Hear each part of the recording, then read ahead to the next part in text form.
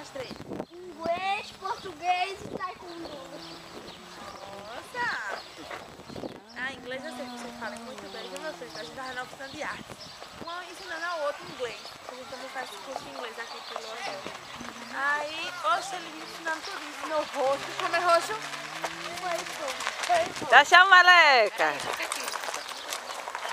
Vai ser a nossa vez.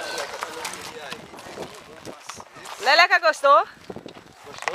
Pula uma, Gostou. pula duas, Juju gostou? pula três, Cavalo. pula Eu posso ficar perto de Chapolin. Não, não, Ei. não, foi capaz. Deixa ela. Consegui sim? Ó, a gente já tá rindo. Vem pra cá.